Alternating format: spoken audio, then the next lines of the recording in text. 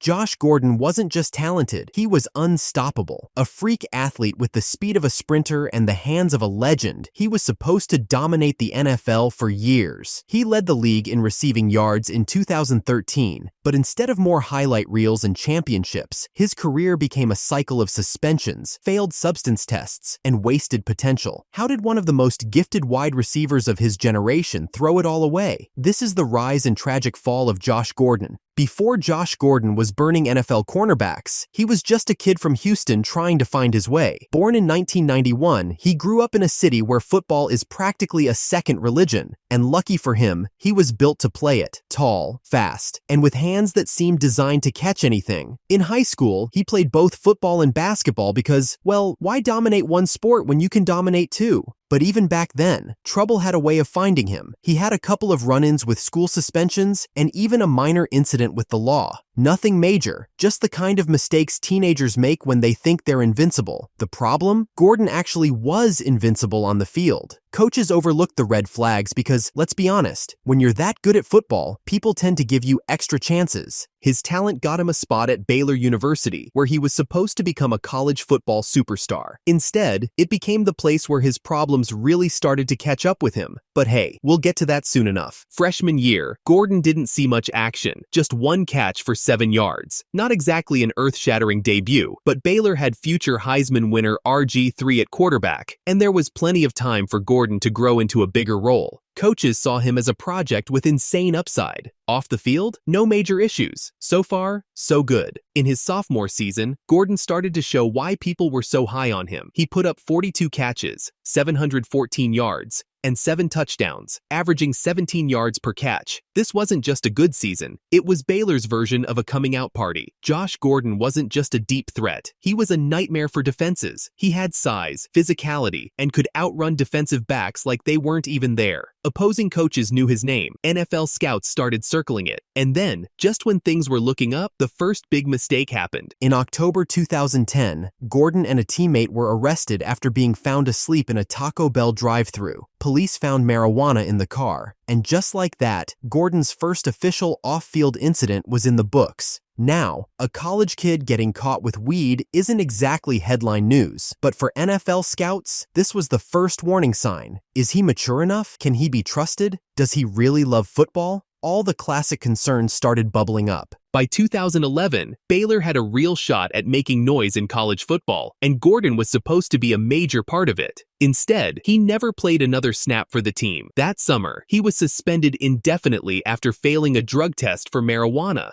This wasn't a small punishment. This was the coaching staff officially giving up on him. At this point, Gordon had two choices: either get sober and stay at Baylor, or start fresh with another program. Instead of sticking it out at Baylor, which has some pretty rigid player guidelines, he decided to transfer to whatever program was willing to take a chance on him. He chose option 2, transferring to the University of Utah. But before he could even suit up for a game, he ran into another problem: the NCAA. Because of transfer rules, Gordon had to sit out the 2011 season. This meant he spent an entire year away from football, watching from the sidelines instead of proving himself on the field. And that's where the NFL draft picture started to get blurry. He never even played a single down for Utah. However, his coaches spoke highly of his physical gifts. But without game film, there was no way to prove he was still the same player he was at Baylor. Before the draft, his stock was a coin flip. Either he'd turn into a superstar, or he'd never make it past his rookie contract. By the time Josh Gordon entered the 2012 NFL Supplemental Draft, his stock was one of the biggest mysteries in recent memory. On paper, he had all the makings of a first-round talent: elite size at 6'3", the speed to burn defensive backs, and the kind of athleticism that made scouts drool. His tape from Baylor's 2010 season showed flashes of a dominant receiver who could stretch the field and outmuscle defenders. If the NFL was just about talent, Gordon would have been a no-doubt first-rounder. But football isn't just about talent. It's about reliability. It's about trust. And that's where the concerns started stacking up. He had already been suspended twice for drug use, including the incident that led to his departure from Baylor. Worse yet, he hadn't played a single game in 2011. That meant teams had to draft a player who hadn't seen live action in over a year, without the benefit of a pro day, the NFL Combine, or private workouts to prove he was still sharp. Some teams saw a Hall of Fame caliber athlete waiting to be developed. Others saw a huge risk, a player with potential but too many red flags. In the end, the Cleveland Browns decided the upside was worth the risk. They spent a second-round pick to bring Gordon to Cleveland, gambling that they had found their next franchise wide receiver. At first, it looked like a steal, but as history would soon show, Gordon's struggles weren't behind him. They were only just beginning. Despite not having a full offseason like traditional rookies, Gordon made an immediate impact. He played in all 16 games, starting 13 of them, and quickly emerged as the Browns' most explosive offensive weapon. He finished his rookie season with 50 receptions, over 800 yards, 5 touchdowns, and 16 yards per catch. For a player who hadn't played a real game since 2010, this was impressive. He was one of the only bright spots on a struggling Browns team that finished 5-11. Fans were excited, and analysts started to view him as a potential #1 receiver if he could refine his route running and stay focused.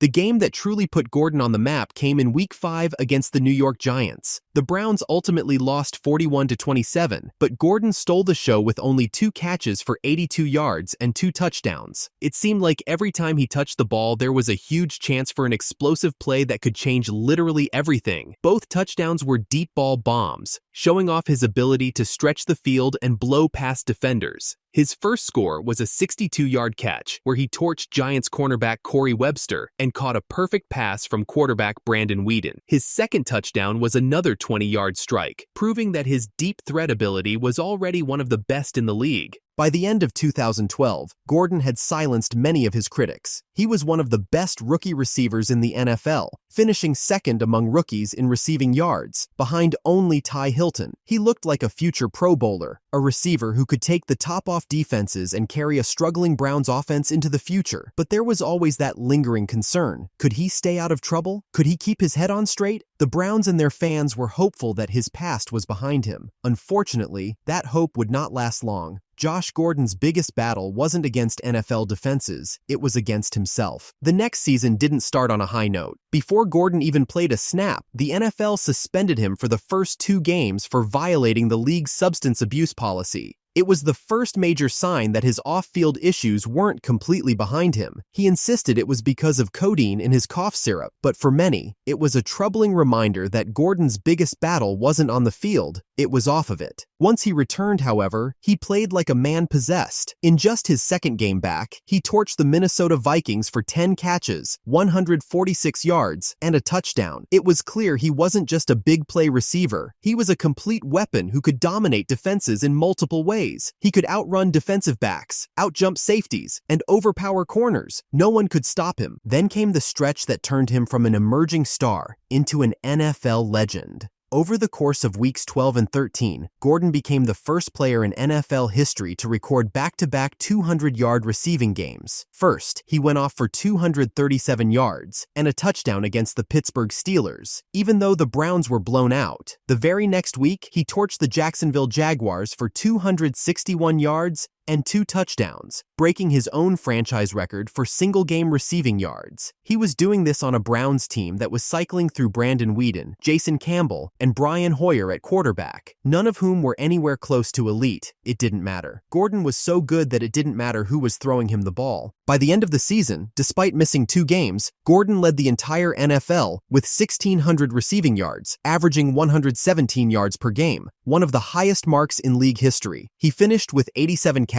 and 9 touchdowns, despite playing for a team that went 4-12. It was the most receiving yards in a season ever by a Browns player. He had more 20-yard catches than anyone in the league, and his ability to turn short passes into game-breaking touchdowns made him look like a future Hall of Famer. Analysts and fans were in awe. Many believed the Browns had finally found their franchise-changing superstar, a receiver who could carry the offense for the next decade. Even opposing players couldn't believe what they were seeing. Steelers cornerback Ike Taylor, who had been torched by Gordon earlier in the year, later admitted that Gordon was the best receiver in the league that year, period. But even as Gordon was making history, his demons were lurking in the background. There were rumors of missed team meetings and concerns about his off-field habits. The Browns were excited about what they had, but they were also worried about how long it would last. When the season ended, the talk wasn't about whether he was great, it was about whether he could keep it together long enough to fulfill his potential. At that point, no one knew the answer. But in 2014, everyone would find out. Josh Gordon's time at the top was about to come crashing down. Just months after leading the NFL in receiving yards, Josh Gordon was already in trouble again. In May 2014, the NFL announced that he had failed yet another drug test, this time for marijuana. The league initially suspended him for the entire 2014 season, a devastating blow for both Gordon and the Cleveland Browns, who had been counting on him as their offensive centerpiece. For months, there was uncertainty about whether he would play at all. Gordon appealed the suspension, and after a long legal process, the NFL reduced it to 10 games, allowing him to return late in the season. But by the time he stepped back on the field, everything had changed. The Browns were actually winning in 2014 with a 7-4 record before Gordon returned in Week 12. It was supposed to be his chance to save the season, but instead, he looked out of sync, unprepared, and far from his former self. He finished with just 24 catches for 303 yards in 5 games, failing to score a single touchdown. The final straw came in Week 17 when Gordon missed a team walkthrough and was suspended for the season finale. The Browns were tired of his act. Fans were frustrated. The NFL was watching. For a player who was supposed to be one of the faces of the league, this was the moment people started realizing Gordon might never reach his potential. After an already disastrous 2014, Josh Gordon did the one thing he absolutely couldn't afford to do. He got caught again. In February 2015, Gordon failed another drug test, this time for alcohol. Under the NFL's substance abuse policy, he wasn't even allowed to drink given his history of violations. The result? A 1-year suspension. With no football, Gordon had nothing but time, and that was dangerous. During his suspension, he trained with Johnny Manziel, the Browns' troubled quarterback who was dealing with his own off-field issues. Reports surfaced of the two partying together, raising concerns that Gordon was heading further down the wrong path. The Browns still technically had his rights, but they were growing tired of waiting. He was still just 24 years old, but after back-to-back wasted seasons, people started asking, would Josh Gordon ever play again? By July 2016, Gordon was finally given a lifeline. The NFL conditionally reinstated him, meaning he would be allowed to return after serving a 4-game suspension to start the season. This was it, his chance to turn it all around. And for a brief moment, it seemed like he was actually committed to making it work. He moved in with a new mentor, Marshawn Lynch, hoping that the Seahawks legend could help keep him focused. Gordon even posted on social media that he was working hard, staying clean, and ready to come back better than ever. But before he could even step on the field, he walked away. In September 2016, just 2 weeks before his scheduled return, Gordon checked himself into rehab. He admitted that he wasn't ready to return to football, and he needed time to focus on himself. It was another shocking turn in a career filled with wasted chances. The Browns, who had been more than patient, finally gave up. After years of suspensions, drama, and frustration, they released Josh Gordon, officially moving on from the player who was once supposed to save their franchise.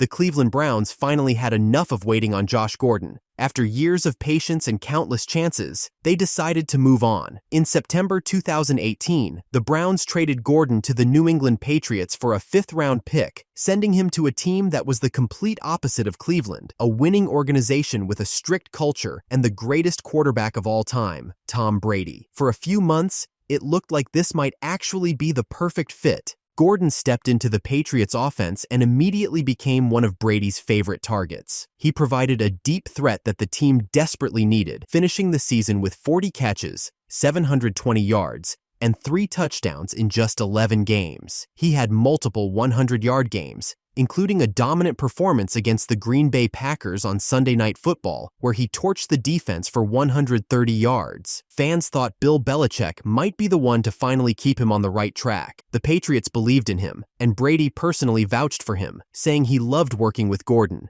But, like always, it didn't last. In December 2018, just before the playoffs, Gordon stepped away from football, saying he needed to focus on his mental health. Shortly after, the NFL suspended him indefinitely for violating the substance abuse policy again. The Patriots went on to win the Super Bowl without him. Once again, Gordon had missed out on what could have been the biggest moment of his career. Despite his suspension, the Patriots didn't give up on Gordon immediately. The NFL reinstated him before the 2019 season, and he rejoined the team. Once again, it looked like he was going to contribute. He started the season well, recording 287 yards and a touchdown in 6 games, but a knee injury sidelined him in October. The Patriots, running out of patience, cut him. Just a few days later, the Seattle Seahawks claimed him off waivers, giving him another shot. Playing alongside Russell Wilson, he was supposed to be a key piece for a playoff run, but he only played 5 games, catching just 7 passes for 139 yards before, you guessed it, he was suspended again in December for violating the league's drug policy. At this point, it was getting hard to keep track of how many times he had been suspended. By 2020, Josh Gordon's NFL career was fading away. The Seahawks signed him again in 2020, hoping he could finally return for good. The NFL reinstated him, then suspended him again just days later. He never played a single down that season. By 2021, it was clear that Gordon was no longer in the NFL's plans. He signed with the Fan-Controlled Football League, a startup where fans called the plays in a video game-style system. It was a far cry from his 2013 dominance, but at least he was still playing football. Then,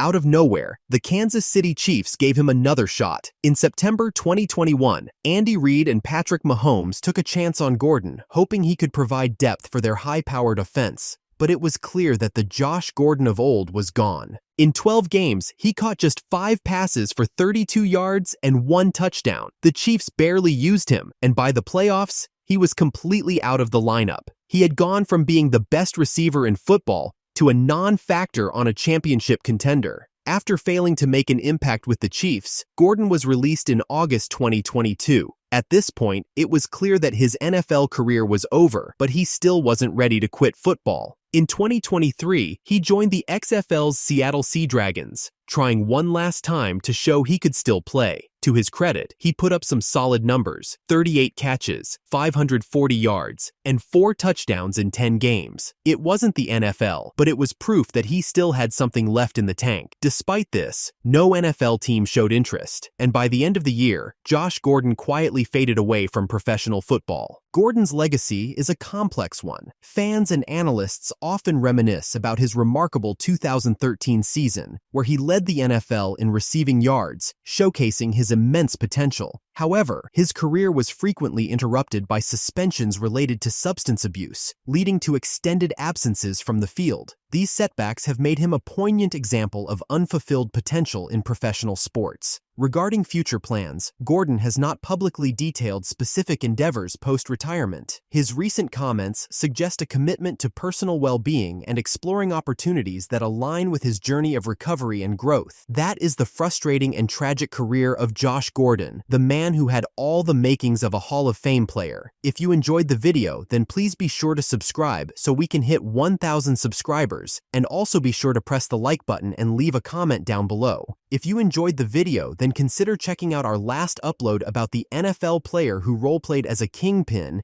and ended up becoming a felon. It's on your screen now.